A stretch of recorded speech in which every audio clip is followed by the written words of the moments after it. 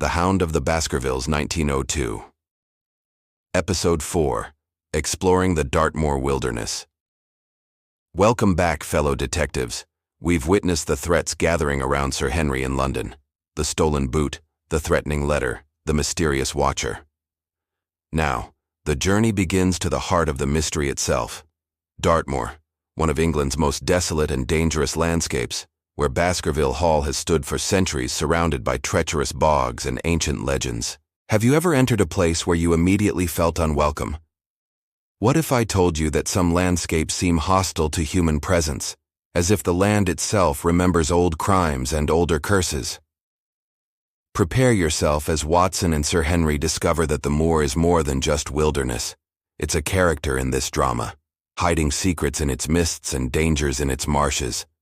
Picture yourself on the train heading southwest from London to Devonshire. Watson sits across from Sir Henry, watching the landscape gradually transform from cultivated farmland to wild, open country. Dr. Mortimer points out landmarks as they pass, but his commentary grows more subdued as they approach Dartmoor. "You'll see Baskerville Hall soon," Mortimer says, as the train slows approaching their station. It sits on the edge of the moor, between civilization and wilderness. Some say that's symbolic. The Baskervilles have always existed between the respectable world and something darker, more primal. Sir Henry looks out the window with eager anticipation.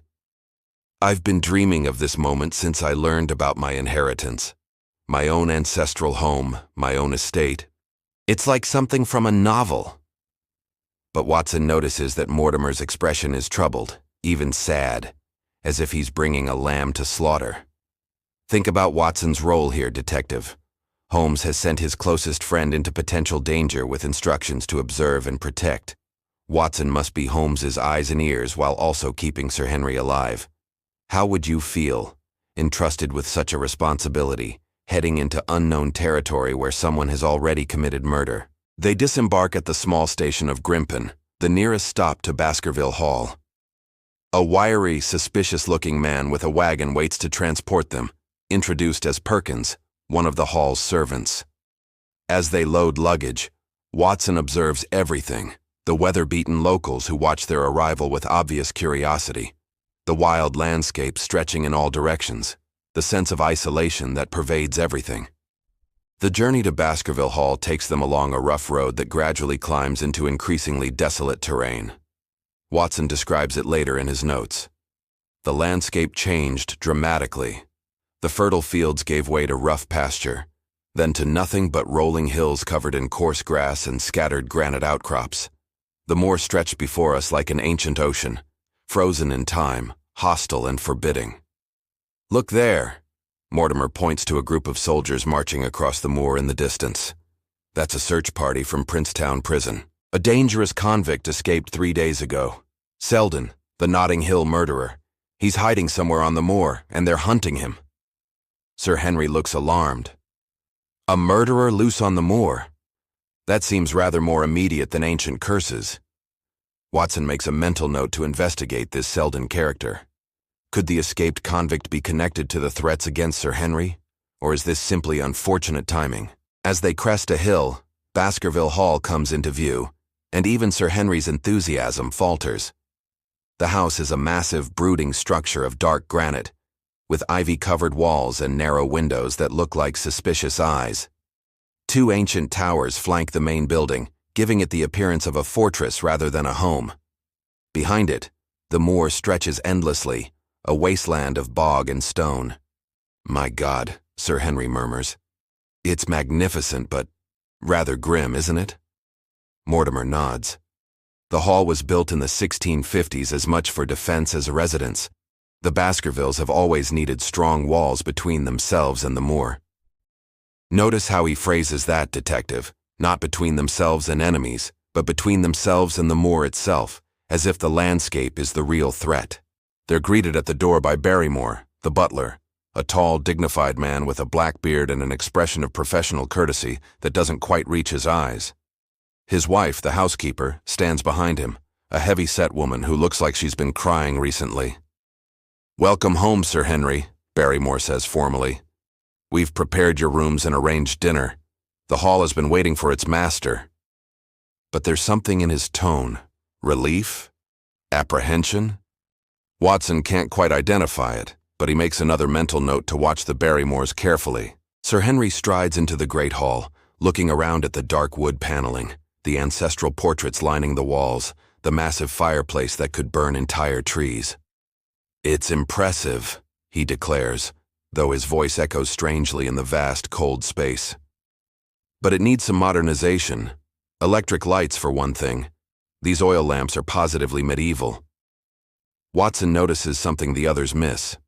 Mrs. Barrymore starts at Sir Henry's mention of electric lights, and she exchanges a quick, meaningful glance with her husband. What could upset a housekeeper about the prospect of electric lighting?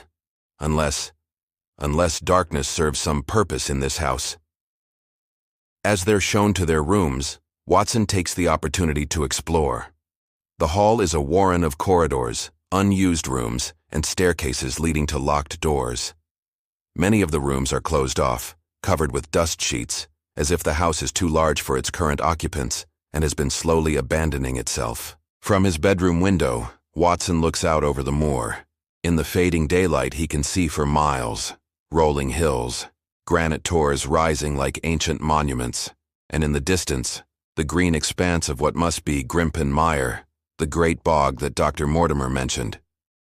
Even from this distance, Watson can sense the danger of that place, the way the vegetation looks too lush, too green, marking treacherous ground that could swallow a man whole.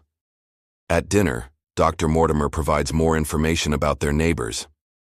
The nearest occupied house is Merripit House, about 2 miles across the moor. It's owned by Mr. Stapleton, a naturalist who studies the flora and fauna of Dartmoor.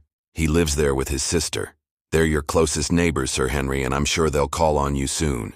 Any other neighbors? Sir Henry asks. Mortimer nods. Mr. Frankland of Laughter Hall, about 4 miles east. He's an elderly gentleman with a passion for astronomy and lawsuits. He's forever suing someone about right-of-way or property boundaries. Quite eccentric but harmless. Beyond that, there are scattered farms and cottages, but nothing substantial for miles. Think about this isolation, detective. Sir Henry is essentially alone out here, separated from any help by miles of treacherous moorland. If something happened at Baskerville Hall, how long would it take for assistance to arrive? And who among these scattered neighbors might have reason to want Sir Henry dead? After dinner, Sir Henry suggests a walk to get oriented to his new property. Barrymore immediately objects. "I wouldn't advise it, Sir Henry.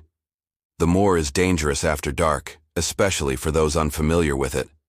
And there's the escaped convict to consider." But Sir Henry is determined. "Just around the grounds, Barrymore. Dr. Watson will accompany me." They step out into the gathering dusk, and the atmosphere changes immediately. The civilized interior of the hall gives way to wild, open space. A wind has risen, carrying strange sounds across the moor, the rustling of dry grass, the distant call of birds, and something else. A low, mournful sound that might be wind through rocks or might be something else entirely. Watson and Sir Henry walk down the famous yew alley where Sir Charles died. The ancient yew trees form a dark tunnel, their twisted branches meeting overhead to block out what little light remains. Even Sir Henry's bravado falters here. "I can see why poor Uncle Charles might have been frightened walking here at night. It's like walking through a cathedral dedicated to some dark god." They reach the moor gate at the far end of the alley. Beyond it, the moor stretches away into darkness, and the wind carries that strange sound again. Louder now, more distinct. It's a howling, deep and resonant, rising and falling like a lament. "What is that?" Sir Henry asks, his voice tight. Watson listens carefully. It could be wind through the rocks of one of those tors, or possibly a bird, some species of owl perhaps. But even as he says it, he knows it sounds like neither. It sounds like something much larger, something angry or in pain, something that shouldn't exist. The howling rises in pitch and volume, echoing across the moor. And suddenly, another sound joins it, closer, sharper.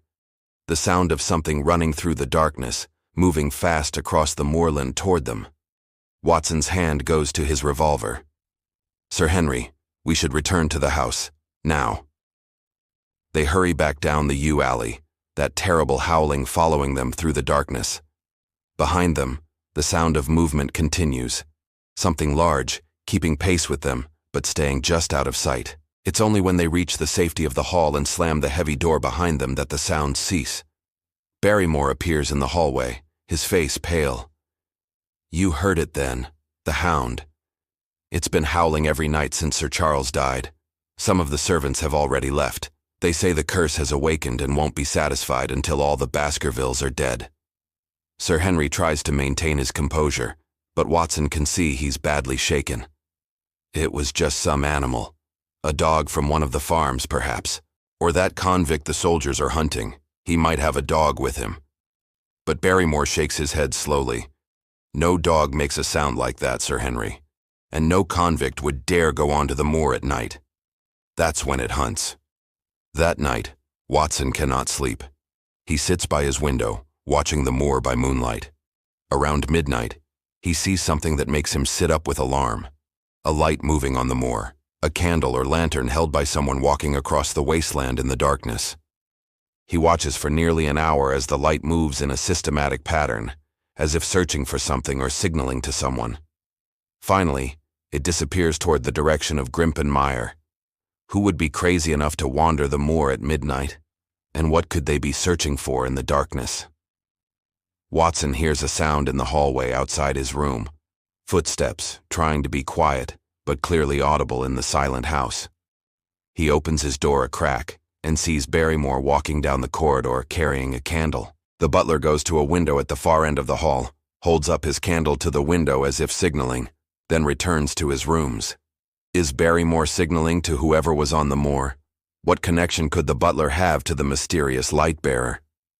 Watson makes detailed notes of everything to report to Holmes.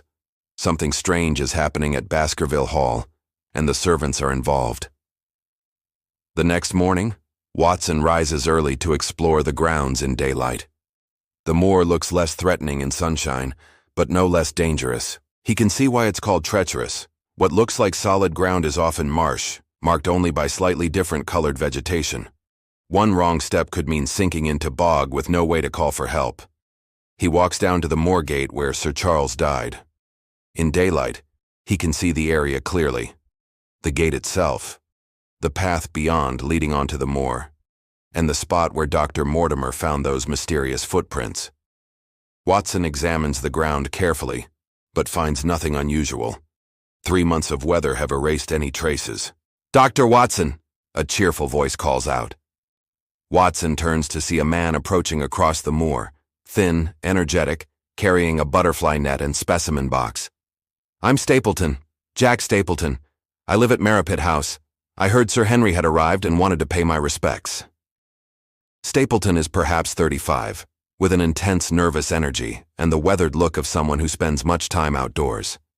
His greeting is friendly, but Watson notices his eyes are sharp and calculating, constantly assessing everything around him. "I'm a naturalist," Stapleton explains. "I study the unique ecosystem of Dartmoor. It's a fascinating place, Dr. Watson, one of the few truly wild areas left in England, but also dangerous for those who don't know it. I've made it my business to map the safe paths through the mire. One wrong turn and—" He makes a sinking gesture with his hand. "Think about this carefully, detective. A neighbor who claims to know all the safe paths through the deadly marshland. A man who could guide someone to safety or deliberately lead them to their death. Could Stapleton be the mysterious figure Watson saw with the light last night? And what interest does a naturalist have in the arrival of Sir Henry Baskerville?" "You must be careful on the moor," Stapleton warns, "especially with that convict Selden hiding somewhere out there. And then there's the family legend. I suppose you've heard about the hound." Watson nods carefully. "Dr. Mortimer mentioned it. Do you believe in such things?" Stapleton's expression becomes guarded. "I'm a man of science, Dr. Watson. I don't believe in supernatural creatures, but I do believe the moor is dangerous, and I believe Sir Charles died from fright. Whether he saw a real dog or imagined one, the result was the same." He pauses, then adds quietly, "I've heard the howling myself, on clear nights. Whatever makes that sound, it's large and it's hungry." As they walk back toward the hall, Stapleton points out various features of the landscape. "That's Grimpen Mire, The Great Bog. Beautiful and deadly. I've seen ponies sink into it and disappear in minutes. And those hills there are called the tors, ancient granite formations. On foggy days you can't see 10 feet ahead. People have wandered into the mire thinking they were on solid ground. Is that where the escaped convict is hiding? Watson asks. Stapleton nods. Most likely.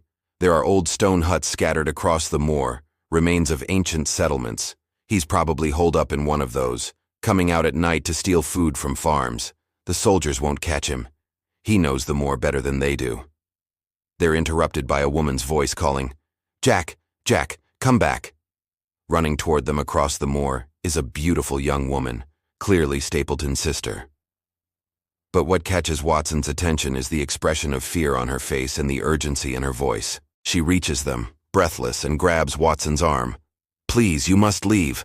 Go back to London immediately. This place is death. Whatever they're paying you, it's not worth your life." Then she seems to notice Stapleton's angry expression and stops, confused. "Oh, you're not Sir Henry Baskerville?"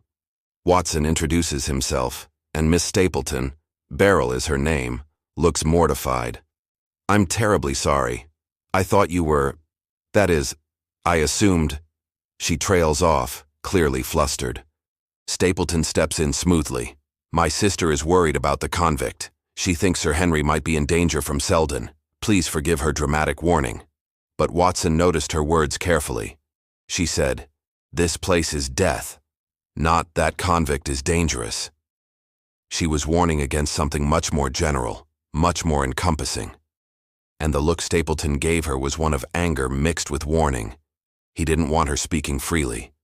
"So tell me, detective, what secret are the Stapletons hiding? Why would Miss Stapleton warn a stranger to flee Dartmoor? And why does her brother seem so interested in mapping the safe paths through the deadly mire? Are they allies who can help protect Sir Henry, or are they part of the conspiracy against him?" Watson returns to the hall with more questions than answers. The moor hides secrets in every shadow. An escaped murderer, mysterious lights at midnight, servants who signal in the darkness, and neighbors whose warnings suggest knowledge of dangers they won't openly discuss. And somewhere out there something howls in the night, growing bolder as it waits for its next victim.